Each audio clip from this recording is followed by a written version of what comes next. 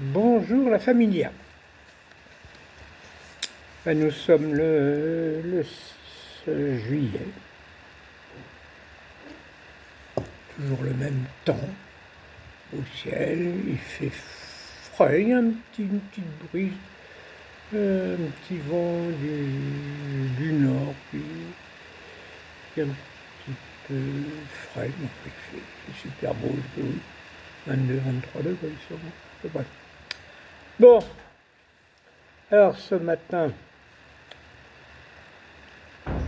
il y a eu du mouvement, il y a les garçons qui sont dans le jardin derrière en train de réparer, de commencer à poncer, à nettoyer le catamaran pour boucher les trous, les dégâts qu'il y a eu. Ça a l'air de bien se présenter.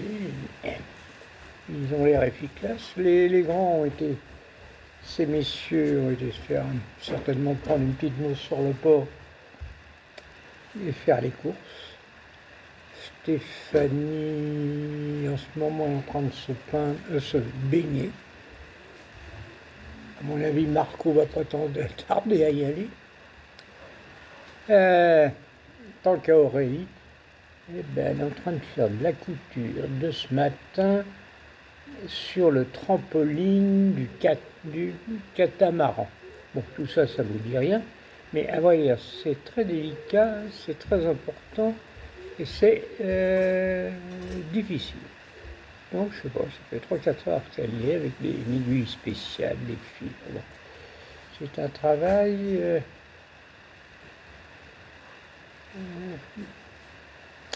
qui mérite beaucoup d'attention et de temps, mais qui est extrêmement utile. Bon, voilà. Alors, tant qu'à moi, comme d'habitude, j'étais un contemplatif, en train de les regarder. Il a regardé les livres. Par contre, on a pris ce matin, vers 10 heures à peu près, le petit déjeuner sur la terrasse. Il faisait super bon, donc on en a bien profité. Donc, ensuite, j'ai terminé ma soupe de poisson qu'on va manger à midi. Et puis voilà. Et puis alors, en ce moment, c'est calme, le repas se prépare. Donc, je vais en profiter pour à nouveau vous raconter une petite histoire. Donc, il y a 2 jours, je vous ai relaté la vie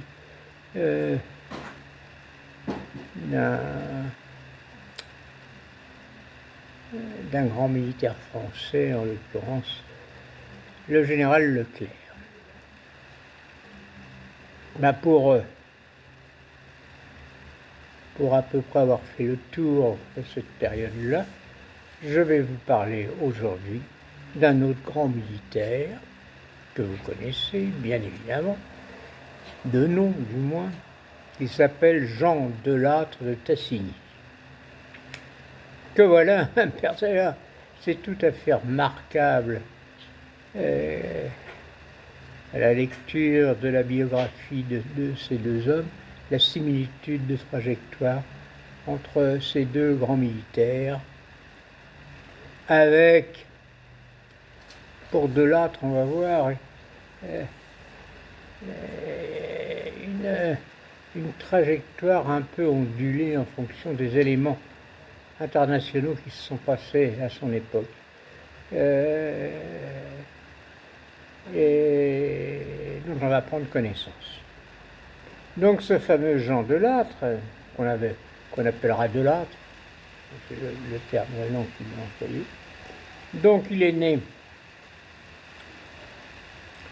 en 1889 et il est mort en 1952 à l'âge de 72 ans. Donc il est mort un peu plus âgé que le général Leclerc et pas dans les mêmes conditions. Donc ce Delattre est né dans une lignée assez ancienne d'une bourgeoisie vendéenne. Problème sont pas spécialement l'histoire profonde. Ouais. Oui, c'est en Vendée donc qu'il est né et il mourra une suite d'une maladie année. Donc il fait ses études primaires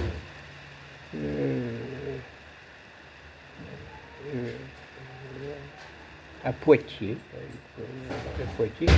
puis il rentrera à Paris à l'école Sainte-Geneviève où il aura son bac, et là, ses études secondaires, et il passe le concours et il est reçu à Saint-Cyr. À sa sortie, il est affecté à Provins, et à ce moment-là, il passe le concours et il est reçu. Il rentre à la cavalerie, à l'école de cavalerie de Saumur. Ah aussi, c'est surprenant vis-à-vis de Leclerc. En 1912, il est nommé sous-lieutenant et il est affecté à Pont-à-Mousson. Mais on est en 1914, donc la guerre éclate.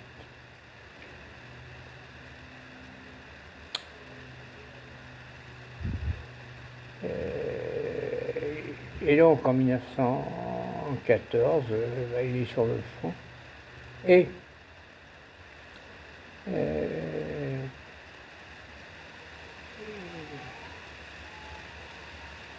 il rend visite. Il est blessé d'abord.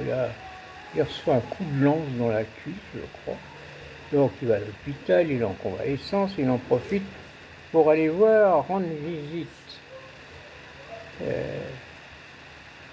à Georges Clemenceau. Et Georges Clemenceau est impressionné par la qualité, par l'épaisseur, par l'intelligence de cet homme. Et il fait même à son environnement, à son état-major, il leur fait remarquer que ce jeune sous-lieutenant est promis à un bel avenir.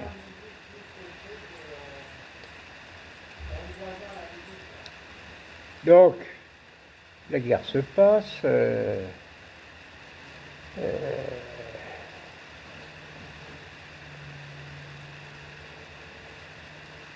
En 1915, il est donc nommé capitaine et donc il est sur le front, il combat à Verdun, où il restera 16 mois à Verdun. Et notamment, il fera la bataille, la fameuse, au chemin des Dames. Il traversera la Première Guerre mondiale avec 5 blessures. Et il va être cité, il va faire l'objet de 8 citations, et il recevra la Légion d'honneur. À la fin de la guerre, il est affecté à l'état-major de la 21e division d'infanterie. Voilà. De là, la guerre se termine. Il est affecté à un moment donné à l'état-major d'une section militaire franco-américaine à Bordeaux.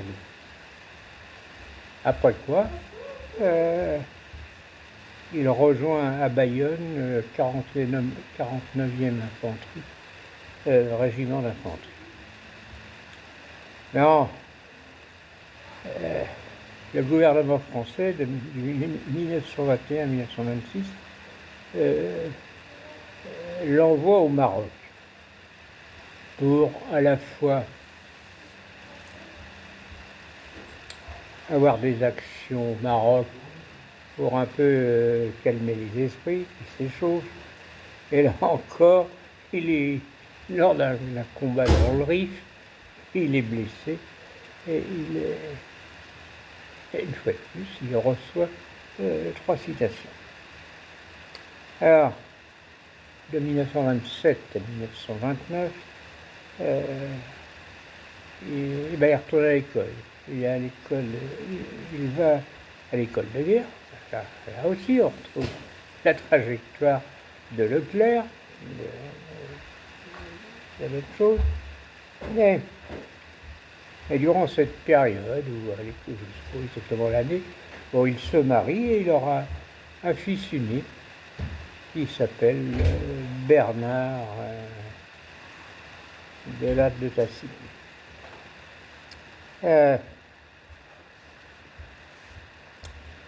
Donc en 1931, donc la guerre est terminée, depuis longtemps d'ailleurs, bien sûr,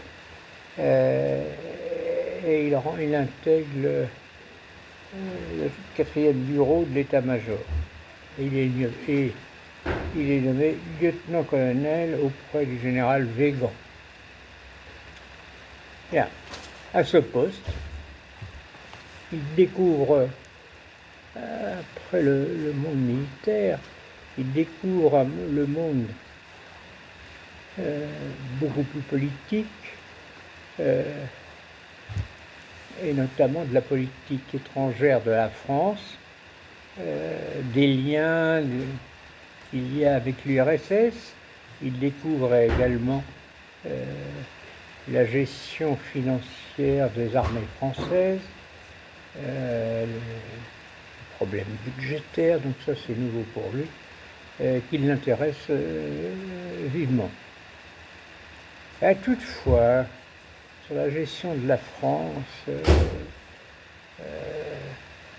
le système politique en place, il n'accroche pas avec, donc il rallie, enfin, il s'associe à des groupes politiques qui ont tendance à prendre des positions hostiles au gouvernement en place. Et Pétain, d'ailleurs, qui est ministre de la guerre à l'époque, va voir son chef, le général Weygand, lui demandant la majeure qu'il aimerait que Delattre soit démis de ses fonctions, sans quoi, malgré les opinions de Delattre, Weygand n'accepte pas, donc c'est un échec. Et à cette époque-là, quelques années plus tard, Weygand part en retraite, mais malgré le départ de Weygand,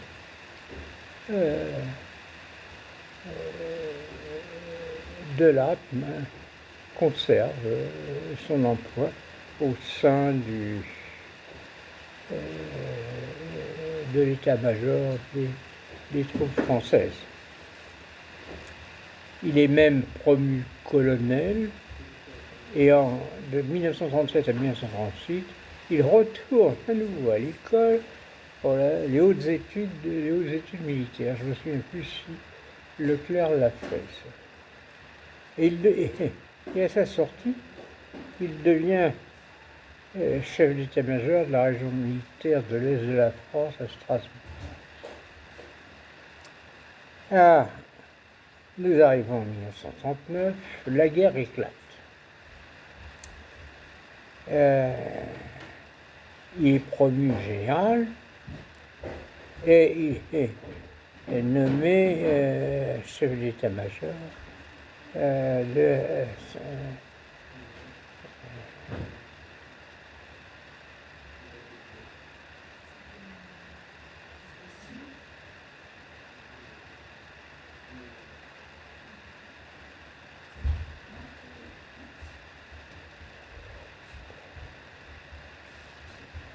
Donc, il est nommé chef d'état-major de la 5e armée au début de la guerre.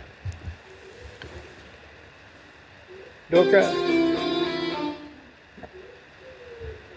après l'armistice,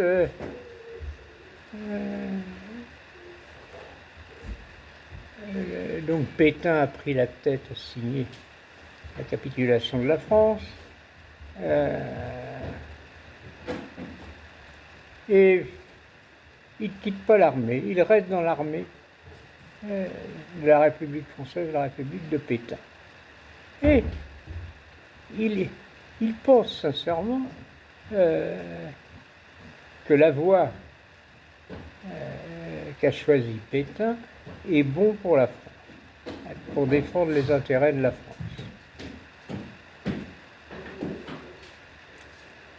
Donc, en 1941, sous le gouvernement de Vichy, donc, il est nommé secrétaire d'État. Non, du moins, il essaye en 1941 d'être nommé secrétaire d'État, et ceci sans succès. Par contre, il est promu général de division et il est envoyé en Tunisie par le gouvernement.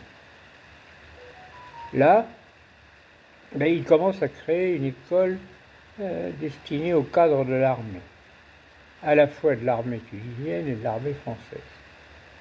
En février 1942,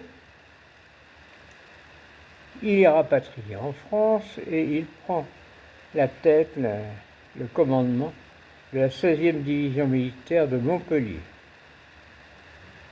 Et à ce moment-là, il va être promu général.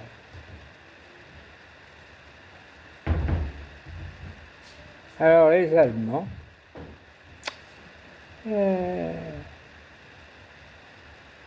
manifestent incontestablement une certaine hostilité vis-à-vis de Delattre, car dans son comportement, le non-respect des ordres qu'on lui envoie, et des bruits qui courent, comme il a des liens sympathisants avec De Gaulle qui est à Londres. D'ailleurs, à cette époque-là, Jean Moulin, qui est de retour d'une visite auprès de Gaulle à Londres, le contacte et lui propose de prendre la tête de l'armée secrète de la France libre, ce en quoi Delattre refuse.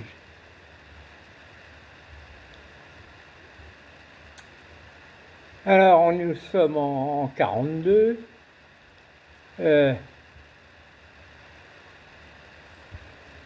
Les Alliés envisagent de débarquer en Afrique du Nord. Et Delattre, devant ce fait, le gouvernement de Vichy et les Allemands demandent aux armées dépendantes de Vichy de s'opposer à l'arrivée des Alliés et de combattre contre eux et rejeter à la mer. Il y aura Mercy-Kibir et ainsi de suite. Bon. Et là, Delattre demande à ses troupes de s'opposer à l'ordre des Allemands et de ne pas tirer, de ne pas nuire à l'avancée des troupes alliées à débarquer. Ah, du coup, là, ça se passe mal. Là, à la fois Vichy, la police française l'arrête et l'envoie, il est incarcéré à la prison de Montluc à Lyon. Après, je ne sais plus quel temps en cellule, il y a un procès qui est fait et il est condamné à 10 ans de prison. Toutefois, on lui ôte pas son grade ni ses décorations. Et alors, une fois qu'il a été incarcéré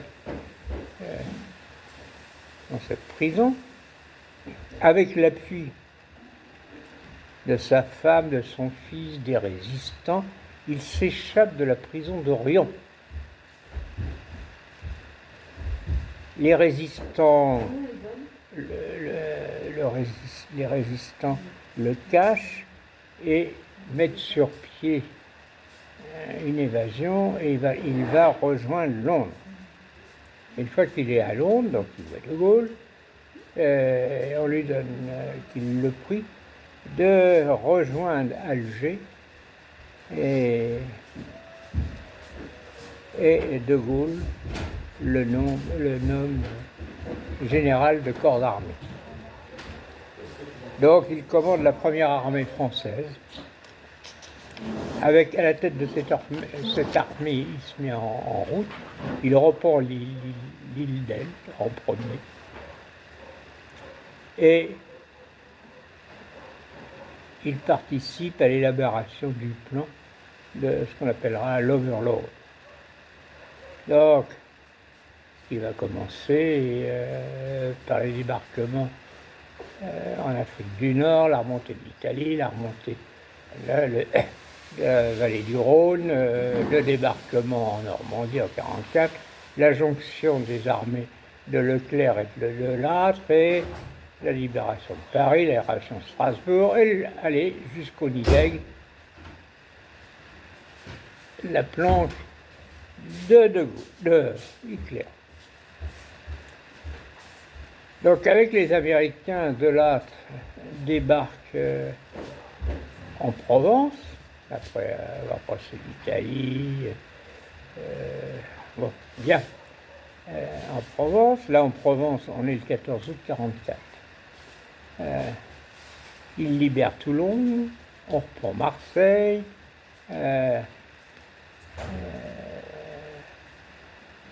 les armées donc, de la libération franco-américaine remontent les villes du Rhône, libèrent Saint-Étienne, Mâcon, Châlons, Beaune.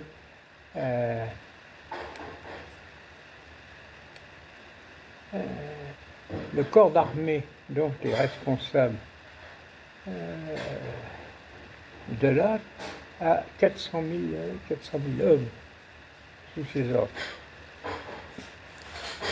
Donc il fait la jonction avec la 2e DB de Leclerc, qui lui arrive de Normandie, et ensemble ils participent à la bataille des Vosges. Donc ils prennent Gérardmer, ils atteignent le Rhin, ils libèrent Mulhouse. Tout ça, nous sommes en 1945. Alors, bien que mal en point, les Allemands contre-attaquent dans les Ardennes, et à tel point ils font reculer les troupes de la France libre et les Américains, et Eisenhower émet l'idée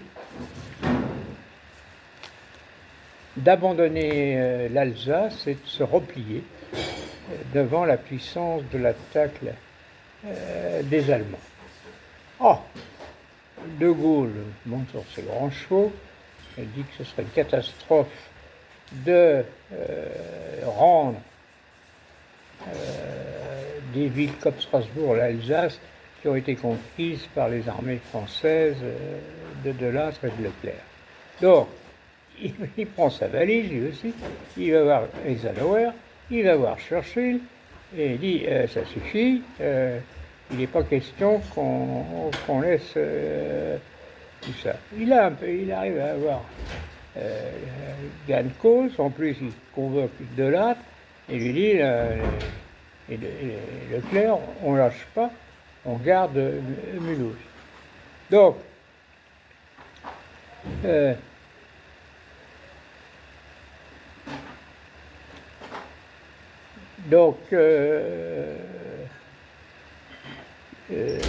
de Lattre a bien saisi l'ordre de De Gaulle qu'il fallait reprendre, qu'il fallait tenir à Strasbourg.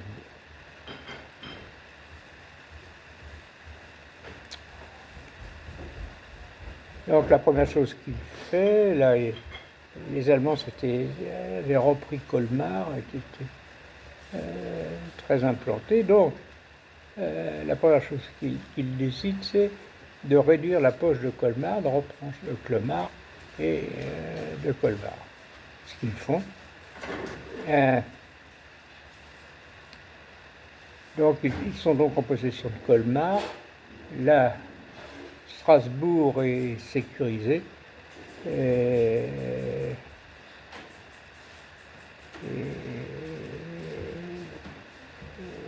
troupes françaises, donc reprennent la main dans leur avancée vers l'Allemagne.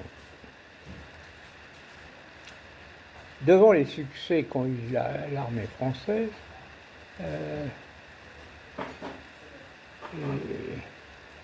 Laval et le gouvernement de Vichy et Pétain sont en train de faire un peu leurs valises et de préparer leur départ, de prendre la fuite devant l'avancée des troupes françaises libres.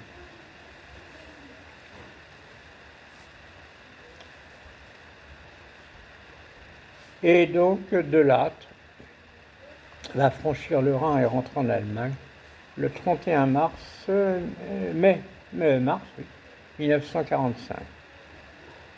Et il va traverser la forêt noire et s'affronter aux Allemands. Et là, il va le faire 9000 prisonniers allemands.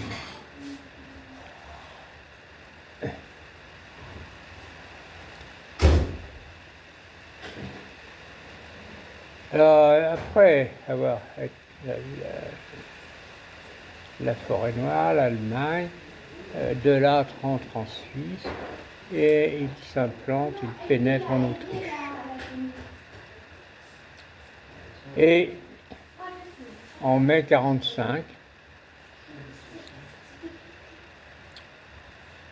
l'armistice est déclaré et c'est Delattre qui représentera la France, le gouvernement à Berlin, pour signer l'acte de capitulation. Alors, et conjointement, donc il est nommé par le gouvernement commandant des forces françaises libres en Allemagne.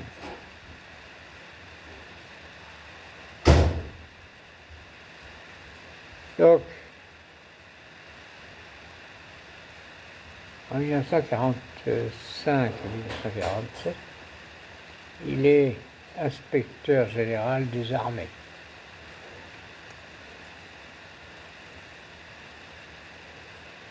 En 1948 et en 1950,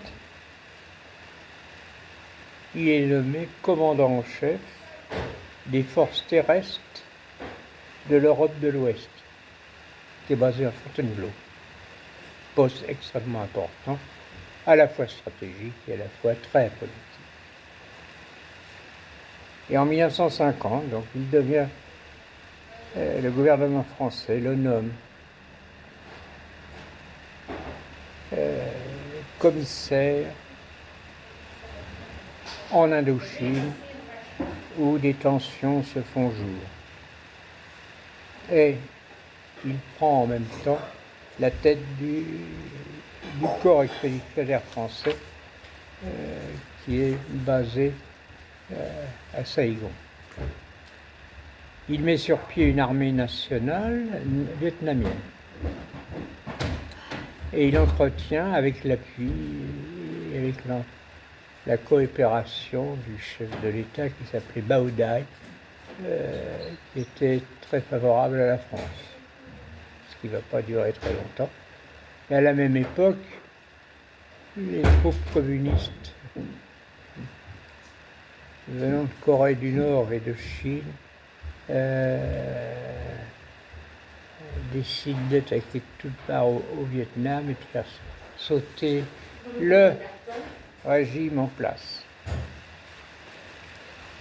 Et lors d'une de ces attaques des troupes du Viet Minh, son fils Bernard est tué.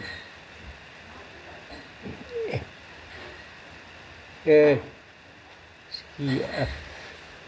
qui l'affecte profondément.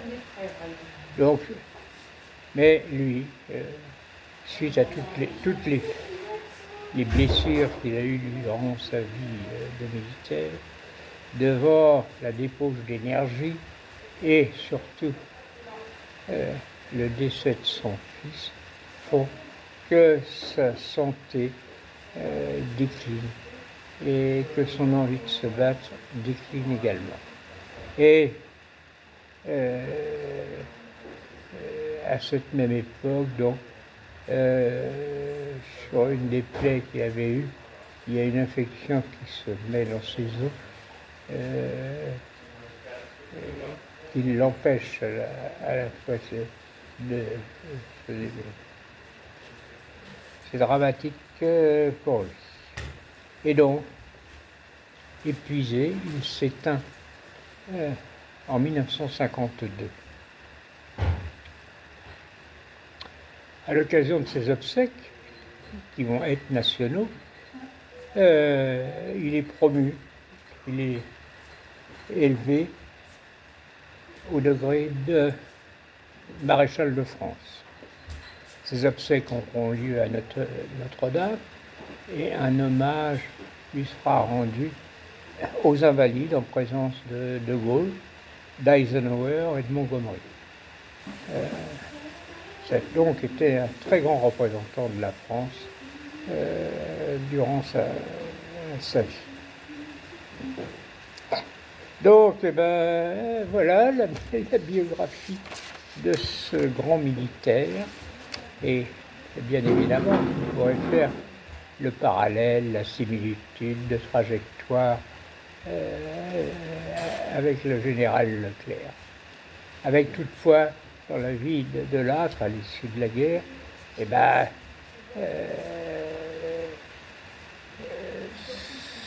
c'est sa croyance profonde sur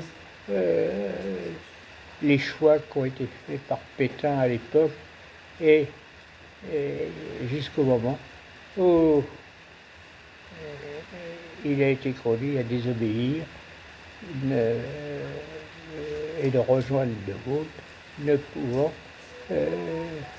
exécuter les ordres qui lui avaient été donnés. Voilà. Donc voilà deux héros de l'armée française qui ont conjointement fait les mêmes écoles, ont participé à la Première Guerre mondiale, à la Deuxième et à la guerre d'Indochine contre le Viet Minh. Voilà. Donc c'est quand même